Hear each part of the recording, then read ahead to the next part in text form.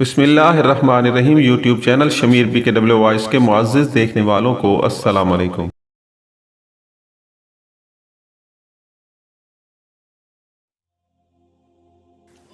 اس دوران اس کی شادی ہو گئی۔ چند مہینے ٹھیک ٹھاک گزرے، اس کے بعد بیوی کے ساتھ اس کی دلچسپی ختم ہو گئی اور گھر میں ناچاکی شروع ہو گئی۔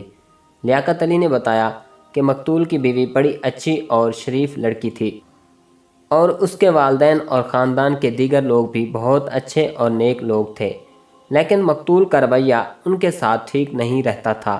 مقتول کا دل ایسا اچاٹ ہوا کہ اس نے ٹھیکیدار کی نوکری چھوڑ دی، کچھ عرصہ فارغ رہ کر پھر نوکری شروع کر دی۔ بیوی کی حالت یہ تھی کہ کبھی وہ تنگ آ کر اپنے ماں باپ کے ہاں چلی جاتی اور اس کے ماں باپ اور مقتول کی ماں اسے راضی کر کے پھر لے جاتے اور مقتول کو سمجھاتے کہ وہ اپنی بیوی کو سنبھالے، لیکن مقتول توجہ نہیں دیتا تھا۔ میں لیاقت علی سے یہ پوچھنا ہی چاہتا تھا کہ مقتول اپنی بیوی سے کیوں اکتا گیا تھا۔ لیاقت علی نے خود ہی بتایا کہ ایک ہندو بیوہ کے ساتھ مقتول کی دوستی ہو گئی تھی۔ یہ تو آپ جانتے ہیں کہ ہندو لڑکی اگر شادی کے پہلے روز ہی بیوہ ہو جائے یا کبھی بھی بیوہ ہو جائے تو وہ اپنے ماں باپ کے ہاں چلی جاتی ہے، لیکن اس کی دوسری شادی نہیں ہو سکتی۔ اسے منحوس سمجھا جاتا ہے اور کوئی بھی اس کے ساتھ بات نہیں کرتا، یہاں تک کہ اس کی عزیز سہیلیاں بھی اس سے دور ہو جاتی ہیں۔ یہ ہندو لڑکی نوجوانی میں بیوہ ہو گئی تھی۔ یہ معمولی سے گھرانے کی لڑکی تھی، لیکن بہت ہی خوبصورت۔ وہ پہلے تو اپنے گھر میں ڈھکی چھپی رہی، کبھی کبھار ہی باہر نکلتی تھی، پھر ایسی باہر نکلی کہ اس نے دوستیاں لگانی شروع کر دیں۔ اس نے 2-3 دوست بدلے اور کہیں مقتول کے ساتھ اس کا آمنا سامنا ہو گیا۔ مقتول اس کی محبت میں گرفتار ہو گیا۔ سب کہتے تھے کہ یہ ناجائز تعلقات بھی روتا رہتا۔ ماں اور بہنوں نے اسے بہلانے کی بہت کوشش کی، لیکن باپ کے ساتھ اس کا جو پیار تھا اور جو پیار اسے باپ دیتا تھا وہ اسے کسی سے نہیں مل سکتا تھا۔ مقتول کی زندہ دلی اور ہنسی مذاق تو بالکل ہی بجھ کر رہ گئے اور وہ چلتی پھرتی لاش بن گیا۔ مقتول نے میٹرک کا امتحان دیا، چونکہ لڑکا ذہین تھا اور تعلیم میں دلچسپی بھی لیتا تھا، اس لیے پاس ہو گیا۔ بڑا بھائی اسے آگے پڑھانا چاہتا تھا، لیکن مقتول نے صاف جواب دے دیا کہ اس پر مزید پیسہ خرچ نہ کیا جائے۔ بڑے بھائی نے یہ غلطی کی کہ اس کے ساتھ سختی سے پیش آنے لگا۔ اس کا نتیجہ یہ نکلا کہ مقتول آوارہ ہو گیا، لیکن اس کی آوارگی یہ تھی کہ بھائی کا کہا نہیں مانتا تھا اور زیادہ سے زیادہ وقت گھر سے باہر گزارتا تھا۔ اس نے ایسا نہیں کیا کہ آوارہ اور گھٹیا قسم کے لڑکوں کے ساتھ دوستی لگا لیتا۔ اس کی دوستی لیاقت علی کے ساتھ تھی یا 2-3 اور لڑکے تھے جو اچھے اور شائستہ گھرانوں کے تھے۔ اسے اپنی ماں اور بہنوں سے پیار اور توجہ ملتی تھی، وہی اسے جیب خرچ دیتی تھیں۔ مقتول نے ورزش جاری رکھی اور پھر شہر کی ہاکی ٹیم میں شامل ہو گیا۔ وہ بڑا خوبصورت جوان نکلا۔ اس کا بھائی آڈٹ کے محکمے میں آڈٹ آفیسر تھا۔ وہ مقتول کو سرکاری ملازمت دلوانا چاہتا تھا، جو مقتول قبول نہیں کرتا تھا۔ میں قارئین سے گزارش کرتا ہوں کہ مقتول کی زندگی کی چھوٹی چھوٹی باتیں نہیں سنا رہا، بلکہ وہی حصے سنا رہا ہوں جن سے مقتول کی نفسیات کا پتہ چلتا ہے۔ اس کے باپ کی موت نے اسے دراصل ذہنی مریض بنا دیا تھا، لیکن وہ اسے ذہنی مرض نہیں سمجھتا تھا، نہ اس کے گھر والے اس کی اس نفسیاتی کیفیت کو سمجھتے تھے۔ جوں جوں اس والی دوستی ہے، لیکن مقتول اسے پاکیزہ محبت کہتا تھا۔ اس لڑکی کی خاطر مقتول نے اپنی بیوی کو ٹھکرا دیا تھا اور اپنے گھر میں چین اور سکون نہیں رہنے دیا تھا۔ مقتول اور اس خوبصورت ہندو بیوہ کی دوستی خاصی مشہور ہو گئی۔ لیاقت علی نے بتایا کہ اس لڑکی نے مقتول کے ساتھ دوستی قائم رکھی اور باقی تمام دوست چھوڑ دیے، اور وہ کسی اور کے ساتھ بات بھی نہیں کرتی تھی۔ اس ہندو لڑکی کا نام رانی تھا۔ ہمیں اس سوال کا جواب مل گیا کہ یہ رانی کون ہے۔ پھر یہ لڑکی اچانک غائب ہو گئی۔ مقتول کو دوستوں نے بڑی ہی بے چینی اور ذہنی اذیت کی حالت میں دیکھا۔ وہ اس لڑکی کے لیے پاگل ہوا جا رہا تھا۔ آخر پتہ چلا کہ اس لڑکی کا باپ اسے دلی کے آشرم میں چھوڑ آیا ہے۔ قارئین کو معلوم ہوگا کہ یہ آشرم کیا چیز ہوتی ہے۔ آشرم مہاتما گاندھی نے کھلوائے تھے اور یہ ہندوستان کے 3-4 بڑے بڑے شہروں میں تھے۔ جو ہندو لڑکیاں بیوہ ہو جاتی تھیں، ان میں سے اکثر کے والدین انہیں کسی آشرم میں چھوڑ آتے تھے۔ آج کل بھی ہندوستان میں یہ آشرم کھلے ہوئے ہیں۔ آشرم کے انچارج اور منتظم ہندوؤں کے پنڈت ہوتے تھے۔ मैं आपको अपने वक्तों की बात सुना रहा हूँ। हिंदू जहनियत बड़ी ही गंदी जहनियत है। आश्रम में नौजवान और बड़ी ही खूबसूरत लड़कियां भी जाती थीं। एक तो ये पिंडत खुद इन्हें ख़राब करते थे और फिर ये सिलसिला चला कि आश्रम इस्मत फरोशी के बाकायदा अड्डे बन गए। इन पिंडतों ने अमीर कबीर तमाशबीनों को लड़कियां सप्लाई करनी शुरू कर दी। गवर्नमेंट के आला अफसरों को खुश रखने के लिए भी इन लड़कियों को इस्तेमाल किया जाता था। दिल्ली के एक आश्रम के जराइम की कहानी हिकायत में छप चुकी है।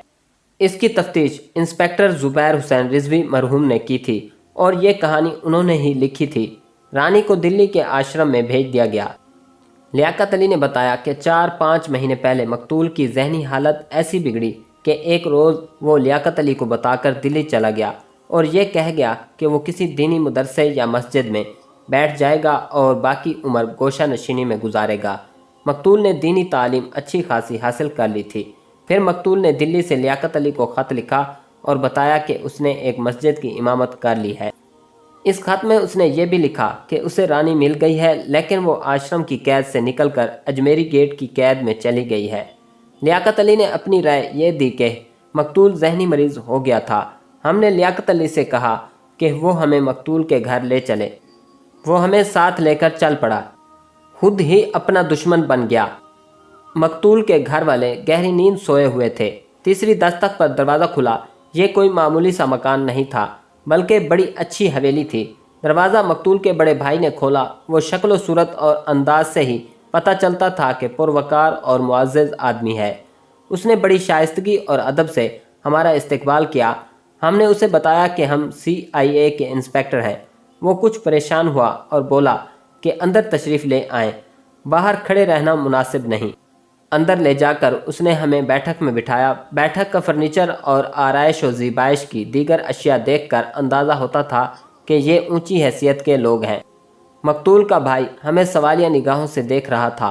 मैंने सोचा कि इसे आहिस्ता आहिस्ता बताने की बजाय क्यों ना फ़ौरन बता दिया जाए कि इसका छोटा भाई दिल्ली में कत्ल हो गया है। मैंने मौजू अल्फाज में पूरी हमदर्दी करके उसे यह खबर सुनाई तो बेचारा कुछ देर तो मेरे मुंह की तरफ देखता रहा और फिर उसके आंसू बहने लगे। मैंने और इंस्पेक्टर क्लार्क ने भी इसके साथ इजहार हमदर्दी किया और मैंने अफसोस का इजहार किया कि ये बुरी खबर मुझे ही सुनानी थी। अगर मेरी ड्यूटी ना होती तो मैं यहाँ आता ही ना। कत्ल किसने किया है? उसने पूछा। कत्ल की वजह क्या बताई गई है? यही हम आपसे दरियाफ्त करने आए हैं, मैंने कहा। वहाँ तो उसकी किसी के साथ दुश्मनी नहीं थी, बल्कि सब उसकी तारीफ़ करते थे और अब भी करते हैं और उसे याद करके रोते भी हैं। वह इन लोगों का इमाम था। क्या आप अपने भाई के मुतालिक कोई ऐसी बात बता सकते हैं जिससे हमें यह सुराग मिले कि इसे क्यों और किसने कत्ल किया है? इस तरह हमारी बात चली और मकतूल के भाई ने मकतूल की पिछली बातें सुनानी शुरू कर दी। मेरा ये भाई किसी का दुश्मन नहीं था, मकतूल के भाई ने कहा। वो खुद ही अपना दुश्मन बन गया था। दरअसल साहब, हमारे वालिद साहब की वफ़ात ने इस लड़के को जहनी मरीज़ बना दिया था। ज़रा तज़ाद मुलाहिज़ा करें। एक तरफ तिलावत कुरान और सोमो सलात की इतनी पाबंदी कि दूसरों को भी तलकीन करना, और दूसरी तरफ हिंदुओं पर अंधा एतमाद और उनसे दोस्ती, और फिर हिंदुओं की जमात में शामिल होकर इनकलाबी नारे लगाना। एक तरफ हिंदू लीडरों को हिंदुस्तान का निजात दहिंदा समझना और दूसरी तरफ जिहाद का ऐसा जोश कि कुरान और हदीस के हवाले दे देकर मुसलमानों को जिहाद का सबक देना। घर में नेक सलीका शियार और खूबसूरत बीवी मौजूद है, लेकिन उसने एक हिंदू बेवा के साथ दोस्ती लगा ली और जब मुझे पता चला तो मैंने उसे बुरा भला कहा। उसने ये जवाब दिया कि इस लड़की को वो मुसलमान कर रहा है और फिर वो उसके साथ शादी कर लेगा। मौजूदा बीवी को वो तलाक देना चाहता था। मैंने उसे और ज़्यादा डांट डपट की तो उसने कहा कि एक काफिर औरत को मुसलमान करके इसकी ज़िंदगी संवार देने से ज़्यादा सवाब मिलता है और ये एक बहुत बड़ी नेकी है। अपनी बीवी के मुतालिक उसने कहा कि ये अभी नौजवानी की उम्र में है, इसकी तो किसी और जगह भी शादी हो सकती है। मुझे ख़तरा ये नज़र आ रहा था कि हिंदुओं को पता चल गया तो वो उसे कत्ल कर देंगे। मैंने अपने 2-3 हिंदू दोस्तों से कहा था कि वो इस बेवा के बाप को कहें कि वो अपनी बेटी को किसी आश्रम में भेज दे, क्योंकि वो उसकी बदनामी का बायस बन रही है। मेरे इन दोस्तों ने इस लड़की के बाप को ये मशवरा दिया तो बाप ने लड़की को आश्रम में भेज दिया। मुझे इत्मीनान तो हो गया, लेकिन कुछ दिनों बाद मेरा ये भाई भी दिल्ली चला गया और वहाँ से उसने लिखा कि अब वो एक मस्जिद में इमाम बन गया है। उसने दीनी तालीम तो बहुत हासिल कर ली थी, लेकिन अपने दिमाग में मज़हब को एक जुनून बनाकर भर लिया था। मैं इसका मुस्तकबिल कुछ और बनाना चाहता था, लेकिन मेरा ये भाई बदकिस्मत था कि मेरी हैसियत से फ़ायदा ना उठा सका। ये तो हमने अंदाज़ा कर लिया था कि मकतूल जहनी मरीज़ था और वो तज़ाद के मर्ज़ में मुब्तला था। वो इंतहा पसंद भी था। मैं अगर नफ्सियात का डॉक्टर होता तो इसका इलाज करता, लेकिन कानून किसी की नफ्सियात को नहीं देखा करता। यहाँ हादसा ये हुआ कि इस नफ्सियाती मरीज़ ने किसी को कत्ल नहीं किया, बल्कि कत्ल हो गया। हमें यह देखना था कि इस कत्ल का बायस क्या था। मकतूल के भाई ने मकतूल की गुजरी हुई ज़िंदगी की तकरीबन वही बातें सुनाई जो उसका दोस्त लियाकत अली सुना चुका था।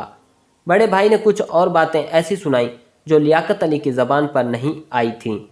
बड़े भाई ने सुनाया कि मकतूल ने ठेकेदार की नौकरी छोड़ दी थी और उसने इनकलाब जिंदाबाद के नारे लगाने शुरू कर दिए और हिंदुस्तान की आज़ादी का प्रचार करने लगा था। बड़े भाई ने ख़ास तौर पर देखा कि जब उसने नौकरी छोड़ दी तो भी वो घर पैसे लाता था, बल्कि पहले से कहीं ज़्यादा लाता और अपनी माँ को देता था। और उसके पास इतने ज़्यादा पैसे होते थे कि भाई के बीवी बच्चों के अखराजात भी पूरे कर देता था। दूसरी बात यह कि महीने में 2-3 दिन और रातें घर से गायब रहता था।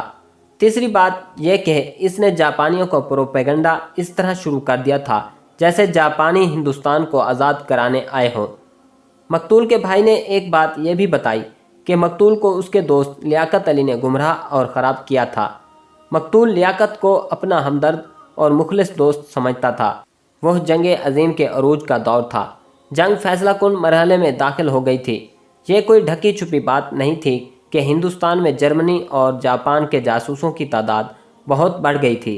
कई हिंदुस्तानी जर्मनी और जापान के एजेंट बन गए थे। जासूसी के कई दर्जे होते हैं। एक तो सबसे ऊपर वाला दर्जा है जिसके जासूस राज की खबरें हासिल करते और उस मुल्क को पहुंचाते हैं जिसके वो जासूस होते हैं। फिर कुछ और दर्जे हैं जो बयान करने की ज़रूरत नहीं। मैं एक दर्जा बयान करूंगा। ये होते हैं 5th कॉलम। इन्हें तखरीब कार भी कहा जाता है। इनका काम यह होता है कि जिस मुल्क से इन्हें तनख्वाह या अलाउंस मिलता है, इस मुल्क का प्रोपेगेंडा ऐसे करते हैं जैसे वो फरिश्तों का मुल्क हो। उनका दूसरा काम यह होता है, मसलन जापानियों ने बर्मा पर कब्जा कर लिया था। जापान के हिंदुस्तानी एजेंटों ने हिंदुस्तान में जापानी फ़ौज की ऐसी बातें फैलानी शुरू कर दी थीं जैसे जापानियों में माफूकुल फितरत ताकत हो। मसलन जापान के हिंदुस्तानी एजेंटों ने आम लोगों पर ही नहीं बल्कि अंग्रेज़ों की इंडियन आर्मी पर भी जापानी फ़ौज की दहशत तारी कर दी थी। मेरा ख्याल था कि मकतूल अगर जापानियों का एजेंट बन गया था तो उसके ज़िम्मे 5th कॉलम का ही काम होगा। उसकी हैसियत ऐसी नहीं थी कि बालाई या फ़ौजी हलकों से राज हासिल करके जापानियों को देता। 5th कॉलम दरअसल दुश्मन का नफ्सियाती हमला होता है। मकतूल के भाई ने यह बात यकीनी तौर पर नहीं कही थी कि मकतूल जापानियों का एजेंट बन गया था। उसे शक था। मकतूल के दोस्त लियाकत अली के मुतालिक मकतूल के भाई ने यह नहीं कहा था कि लियाकत अली जापानियों का एजेंट था। उसने कहा था कि लियाकत अली ने मकतूल को ख़राब किया था। मैं ऊपर एक ख़ास बात लिखना भूल गया हूँ, वो मैं सुनाता हूँ। मैंने लियाकत अली से कहा था कि उसने इस ख़त में मकतूल को कुछ धमकियाँ दी हैं, वो ये बताए कि मकतूल ने क्या किया था। उसके जवाब में लियाकत अली ने कहा था कि उसका मतलब सिर्फ ये था कि वो अपनी बीवी को उस तरह ना उजाड़े और एक हिंदू बेवा के पीछे अपना घर बर्बाद ना करे। बेवा भी ऐसी जिसके 2-3 आदमियों के साथ गलत ताल्लुकात रह चुके थे। लियाकत अली ने कहा था कि उसने मकतूल को धमकी नहीं दी, बल्कि ये लिखा था कि उसने अपना घर उजाड़ा तो उसका अंजाम बहुत बुरा होगा। बहरहाल लियाकत अली ने हमें कायल कर लिया था कि उसने मकतूल को एक मुखलिस दोस्त की हैसियत से ये बातें लिखीं और उसे अंजाम से डराया था। मकतूल के बड़े भाई ने भी लियाकत अली जैसी बातें की और कहा कि वो मकतूल को डराता रहता था कि वो एक गैर मज़हब की लड़की के पीछे अपना घर बर्बाद ना करे, वरना एक दिन वो ऐसा पछताएगा कि इसके हिस्से में सिर्फ तबाही आएगी और वो ज़िंदगी को खुशहाल नहीं देख सकेगा। मैंने मकतूल के बड़े भाई से मकतूल के सालों के मुतालिक पूछा कि वो कैसे लोग हैं। ये शक किया जा सकता था कि मकतूल के सालों ने इससे इंतकाम लिया हो कि मकतूल ने इनकी बहन को बहुत परेशान किया हुआ था, न तलाक देता था न उसे आबाद करता था।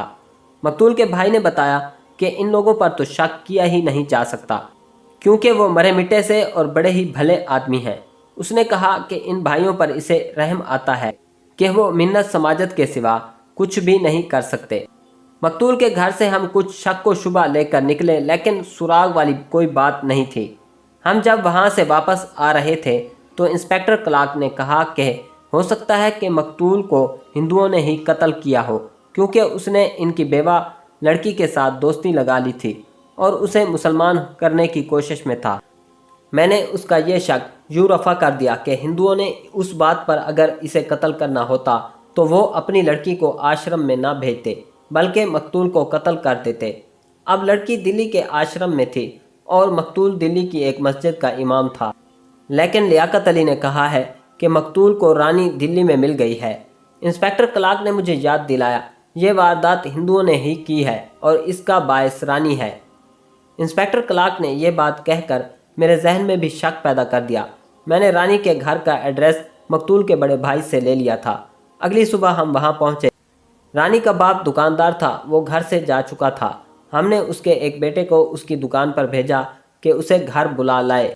लड़का दौड़ा गया और बाप को साथ ले आया। मैंने जब अपना और इंस्पेक्टर क्लार्क का तारुफ कराया तो ये हिंदू दुकानदार थर थर कांपने लगा और उसने हाथ जोड़ दिए, लेकिन कह कुछ भी ना सका। उसके होंठ कांपते रह गए। मैंने उसकी हौसला अफजाई की और कहा कि इस पर कोई इल्ज़ाम नहीं और हम इसे गिरफ्तार करने नहीं आए। क्या आपकी बेटी रानी जो बेवा हो गई थी दिल्ली के आश्रम में है? मैंने पूछा।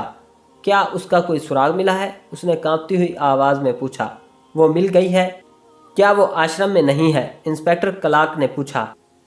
नहीं साहब बहादुर, रानी के बाप ने जवाब दिया। मैंने उसे आश्रम में दाखिल करा दिया था, लेकिन एक ही महीने बाद मुझे वहाँ से तहरीरी इतला भेजी गई कि रानी आश्रम से भाग गई है। फिर उसे कहीं तलाश नहीं किया? मैंने पूछा। कहाँ तलाश करता जनाब? हिंदू ने जवाब दिया। मैं दिल्ली आश्रम में गया था, उनसे पूछा था कि वो कब और किस तरह भागी है, लेकिन वहाँ से कोई तसल्ली बख्श जवाब नहीं मिला। इतना कहकर वो चुप हो गया। उस पर रिक्कत तारी हो गई थी और उसके आंसू बहने लगे थे। रोती हुई सी आवाज़ में उसने कहा, हमारी किस्मत देखो जनाब, उसकी शादी की तो 1 साल ही गुजरा था कि वो बेवा हो गई। मेरे घर रही तो हमारी बहुत बदनामी हुई। मैंने उसे आश्रम में इसलिए दाखिल किया था कि वहाँ पंडित इसे अपने धर्म के सबक देंगे तो उसका मन राज़ी हो जाएगा, लेकिन वो वहाँ से गायब हो गई। मैं ये समझकर चुप हो गया कि वो मर गई है। मैंने पूछा तो उसने बताया कि उसने अपनी बेटी की गुमशुदगी की रिपोर्ट पुलिस को नहीं दी थी। बात यह है कि हिंदू बड़ी खुदगर्ज और शफाक कौम है। ये हिंदू अंदर से खुश हुआ होगा कि इसकी बेटी लापता हो गई है, और वो उस पर भी खुश हुआ होगा कि बेटी उसके घर में वापस नहीं आ गई, वरना फिर उसकी बदनामी का बायस बनती। हिंदू बनिए पैसे पैसे पर मरते हैं। इन्हें नेक नामी और बदनामी से कोई गर्ज नहीं होती। पैसा बचना चाहिए। रानी के बाप को रानी की गुमशुदगी पर यह खुशी भी हुई होगी कि बेटी की गुमशुदगी से इसके घर के अखराजात में एक फ़र्द की बचत हो रही है। लाला जी, मैंने कहा, आपकी बेटी की दोस्ती एक मुसलमान के साथ हो गई थी। क्या आपको इस दोस्ती का पता चल गया था? जी महाराज जी, उसने जवाब दिया। मुझे पता चल गया था, इसलिए मैंने बेटी को आश्रम में दाखिल करा दिया था। इससे पहले आपको एक और बात का भी पता चला होगा, मैंने कहा। वो बात यह है कि आपकी बेटी ने 2-3 और आदमियों के साथ भी गलत किस्म का ताल्लुक पैदा कर लिया था। उस वक्त आपने अपनी बेटी को आश्रम में दाखिल कराने की क्यों ना सोची? क्या बताऊं महाराज, उसने बड़ी ही परेशानी के लहजे में जवाब दिया। मुझ जैसा बदकिस्मत बाप और कौन हो सकता है? मुझे सब कुछ पता चलता रहा, लेकिन बेटी बेलगाम हो गई थी। वो मेरी बात पर तो ध्यान ही नहीं देती थी। भाइयों ने उसे मारा पीटा तो भी वो बाज नहीं आई। सच्ची बात तो यही है जनाब, उसने एक मुसलमान के साथ वैसी ही दोस्ती लगा ली तो मुझे बहुत दुख हुआ कि इस तरह तो हमारा धर्म भी भरसट नापाक हो गया है। मेरे कानों में ये बात भी पड़ी कि मेरी बेटी उस मुसलमान के कहने पर मुसलमान हो रही है। फिर मेरे पास 2 हिंदू आए और उन्होंने मुझे ये मशवरा दिया कि बेटी को दिल्ली आश्रम में दाखिल करा दो, वरना ये मुसलमान हो जाएगी और मुसलमान की बीवी बनकर हम सब के सामने फिरती रहेगी। मैंने उनकी बात मान ली और बेटी को दिल्ली आश्रम में छोड़ आया। क्या आपकी बेटी का वो मुसलमान दोस्त यही है? इंस्पेक्टर क्लार्क ने पूछा। मैं तो उसे जानता ही नहीं था, रानी के बाप ने जवाब दिया। उसे कभी भी नहीं देखा था और मुझे बिल्कुल इल्म नहीं कि वो यहाँ है या कहीं चला गया है। मैंने और इंस्पेक्टर क्लार्क ने इस पर बहुत ज़्यादा जिरह की और सवाल जवाब का सिलसिला खासी देर तक चलाया। हम ये मालूम कर रहे थे कि उसे ये मालूम है या नहीं कि मकतूल उसकी बेटी का दोस्त था। उसकी बातों से और हमारे सवालों के जवाबों से पता चलता था कि वो मकतूल को नहीं जानता था। हम बड़ी अच्छी तरह छानबीन करके वहाँ से वापस आ गए और उसी रोज़ गाड़ी में बैठे और वापस दिल्ली पहुँच गए। मरहूम इमाम का बेटा और मकतूल उस बाज़ार में। हम अगले रोज़ आश्रम में चले गए और ये बता कर के हम पुलिस के अफसर हैं। वहाँ के पिंडित इंचार्ज से रिकॉर्ड तलब किया। रानी के बाप ने रानी के दाखिले की जो तारीख और जो महीना बताया था उसके मुताबिक रजिस्टर देखा तो रानी का नाम मौजूद था। पिंडित से पूछा तो उसने बताया कि 1 ही महीने बाद ये लड़की आश्रम से गायब हो गई थी। अगर हम इस वारदात की तफ्तीश कर रहे होते कि आश्रम से ये लड़की लापता हो गई है तो हम इस पिंडित से और आश्रम में काम करने वाले दूसरे आदमियों और औरतों से पूछगछ करते और हमारा अंदाज कुछ और होता। लेकिन हमें इससे कोई गर्ज नहीं थी कि इनकी जो लड़की गुम हुई है हम इसे तलाश करके आश्रम के हवाले कर दें। आश्रम वालों ने रानी के बाप को तहरीरी इतला दे दी थी कि इनकी लड़की लापता हो गई है और फिर उन्होंने रजिस्टर पर लिख लिया था कि लड़की लापता है।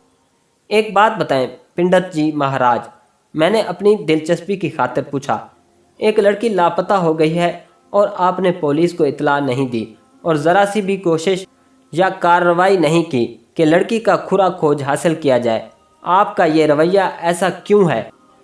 जनाब इंस्पेक्टर जी, पिंडित ने जवाब दिया, हमने यहाँ बड़े मजबूत हिफाजती इंतज़ाम कर रखे हैं। कभी कभार कोई लड़की भाग जाती है, हम इन लड़कियों को और बड़ी उम्र की बेवा औरतों को दस्तकारी सिखाते हैं और अपने मज़हब की तालीम देते हैं और इनका ध्यान ज्ञान परमात्मा की तरफ कर देते हैं और फिर इन्हें कपड़ा लत्ता और खाना दाना भी देते हैं। फिर भी कोई लड़की भाग जाए तो हम इसे कहाँ ढूंढते फिरें? हम किसी भी औरत को दाखिल करते वक्त उसके रिश्तेदारों को बता देते हैं कि ये अगर भाग गई तो इसके ज़िम्मेदार हम नहीं होंगे। हम सिर्फ ये तस्दीक करना चाहते थे कि रानी यहाँ से भाग गई है। तस्दीक हो गई। इंस्पेक्टर क्लार्क ने मुझे अंग्रेज़ी में कहा कि वो अंदर से आश्रम देखना चाहता है। उसके लिए ये बात बड़ी अजीब थी कि कोई हिंदू लड़की नौजवानी में ही बेवा हो जाए तो उसकी शादी नहीं की जाती और बाज़ लड़कियों को आश्रम में भेज दिया जाता है। वो देखना चाहता था कि ये लड़कियां आश्रम में किस तरह रहती हैं। पिंडित से कहा कि वो हमें अंदर ले चले, हम इन औरतों को एक नज़र देखना चाहते हैं। पिंडित इनकार नहीं कर सकता था। उसका ख्याल यही होगा कि हम तफ्तीश के सिलसिले में पूरा आश्रम देखना चाहते हैं। वो हमें अंदर ले गया और औरतें दिखाईं।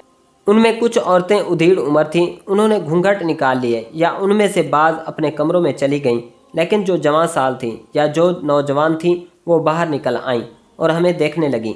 इन लड़कियों का चूँकि मेरी इस कहानी के साथ कोई ताल्लुक़ नहीं, इसलिए मैं इनके मुताल्लिक़ कोई ज़्यादा बात नहीं करूँगा। मैं पहली मर्तबा इन बदनसीब लड़कियों को आश्रम में देख रहा था। इन लड़कियों के चेहरों पर उदासी थी और इनकी आंखों में ऐसा तासुर था जैसे वो हमें हसरत भरी निगाहों से देख रही हो। उन्होंने कुछ दिन या कुछ महीने या 2-3 साल अपने खामदों के साथ गुजारे थे और उन सब के खामद उन्हें इस बदनसीबी में फेंक कर दुनिया से रुखसत हो गए थे। इनमें से हर लड़की एक मर्द की रफ़ाकत चाहती थी, लेकिन इन सब को कैद में डाल दिया गया था और इनकी फितरत के कुदरती मुतालबों पर मोहर बल्कि स्याह काली मोहर लगा दी गई थी। बाज़ लड़कियों के चेहरों के तासुरात से पता चलता था कि वो हमारे साथ बातें करना चाहती हैं। इनमें चंद एक लड़कियां तो बहुत ही खूबसूरत थीं। इन लड़कियों को देखकर मैं सिर्फ हैरत का इजहार कर सकता हूँ।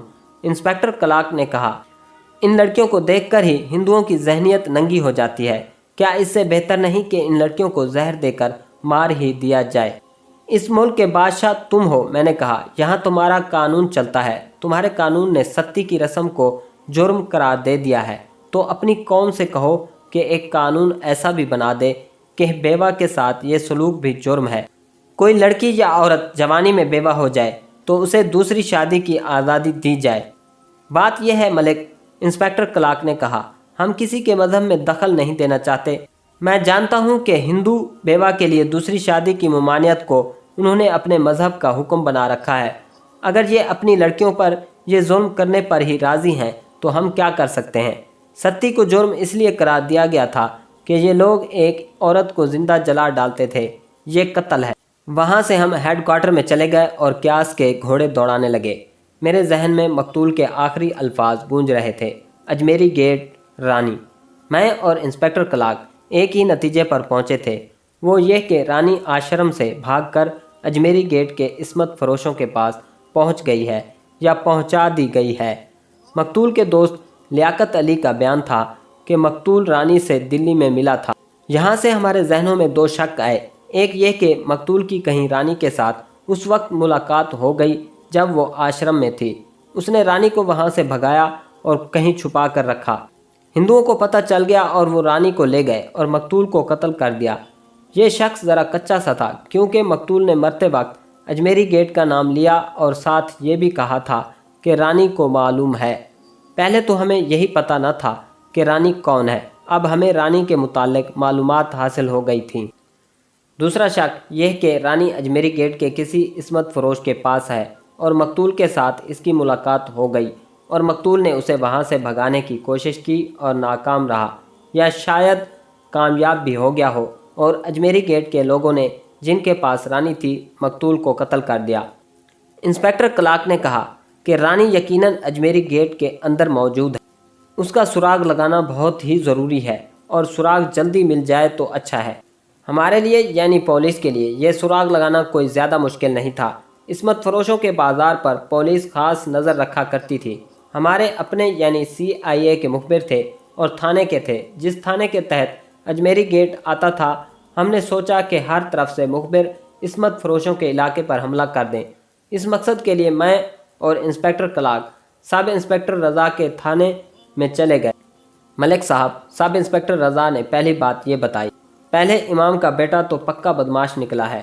उसे किसी ज़रिए से पता चल गया कि मैंने इसकी रिपोर्ट ली है। चूँकि उसका मेल मुलाकात बदमाशों के साथ है, इसलिए उसे पता चल गया कि इसकी निगरानी हो रही है और मुखबरों ने इसकी रिपोर्ट थाने पहुंचाई है। वो तो जनाब सीधा मेरे पास आ गया और आते ही बोला कि आप लोग मेरे पीछे क्यों पड़ गए? क्या मैं आपको कातिल लगता हूँ? मैंने उसे टालने की कोशिश की और झूठी सच्ची तसल्ली दी कि इसके खिलाफ कोई इल्ज़ाम नहीं और कोई शक भी नहीं, और इसे किसी ने जो भी बताया है वो बिल्कुल झूठ है। उसने ये अल्फाज कहे कि मुझे इस मस्जिद की इमामत इसलिए नहीं दी गई कि मैं बदमाशों का दोस्त हूँ और दरपर्दा बुरे काम करता हूँ, लेकिन जिसे इमामत दी गई है उसे मैंने 3 बार अजमेरी गेट के अंदर इस बाज़ार में देखा है। मैं समझा कि ये झूठ बोल रहा है, लेकिन उसने कहा कि वो गवाह पेश कर देगा। मैं और इंस्पेक्टर क्लार्क ये बात सुनकर हैरान ना हुए क्योंकि हमें पहले ही शक था कि रानी इस्मत फरोशों के पास पहुंच गई है और मकतूल उसे मिला है। मुझे ख्याल आया कि मकतूल अगर वहां गया था तो बदी की खातिर नहीं गया बल्कि रानी से मिलने गया होगा। इंस्पेक्टर क्लार्क ने सब इंस्पेक्टर रज़ा से कहा कि वो अभी पहले इमाम के बेटे को थाने बुलाए। 1 घंटे के इंतज़ार के बाद वो आ गया। उसकी दाढ़ी कुछ लंबी थी और लिबास से भी वो मौलवी ही लगता था और उसके सर पर कपड़े की टोपी थी। मैंने उसे अपने पास बिठाया। वो बड़े तपाक से मिला। उसे ज़रा सा भी डर नहीं था, ना घबराहट थी कि इसे थाने बुलाया गया है और ये बुलावा कत्ल की उस वारदात के मुताल्लिक ही हो सकता है। मैंने उसमें ख़ास तौर पर खुद एतमादी देखी। ऐसी खुद एतमादी शरीफ लोगों में उस वक्त हुआ ही नहीं करती जब कभी उनका सामना पुलिस से हो जाए। मौलाना, मैंने उसे कहा, सुना है आपने मकतूल इमाम को 3 बार अजमेरी गेट के अंदर घूमते फिरते देखा है? हाँ साहब, उसने कहा। मैंने उसे उस जगह देखा था जहाँ सिर्फ तवाइफ बाज और तमाशबीन ही जाया करते हैं। मौलाना, आप वहाँ क्या करने गए थे? मैंने पूछा। आपका तो इस इलाके के साथ कोई ताल्लुक़ ही नहीं होना चाहिए। आप वहाँ क्या करने गए थे जहाँ सिर्फ तमाशबीन और तवाइफ बाज ही जाया करते हैं? मैं वहाँ से गुज़र रहा था, उसने जवाब दिया, लेकिन अब मैंने इसमें कुछ घबराहट देखी। क्या आप 3 बार वहाँ से गुज़रे थे? मैंने पूछा। आप कहाँ जाया करते हैं कि आपको मजबूरन इस इलाके में से गुज़रना पड़ता है, और वो भी रात के वक्त? अब उसे कुछ सूझ नहीं रहा था कि क्या जवाब दे। मुझे यकीन हो गया था कि इसके मुतालिक ये रिपोर्ट 100% सही है कि ये इस्मत फरोशों के यहाँ जाता है। क्या आपने मस्जिद कमेटी को नहीं बताया? मैंने पूछा। नहीं बताया साहब, उसने जवाब दिया। میں بتانا چاہتا ہوں لیکن ڈرتا ہوں کہ کوئی بھی یقین نہیں کرے گا۔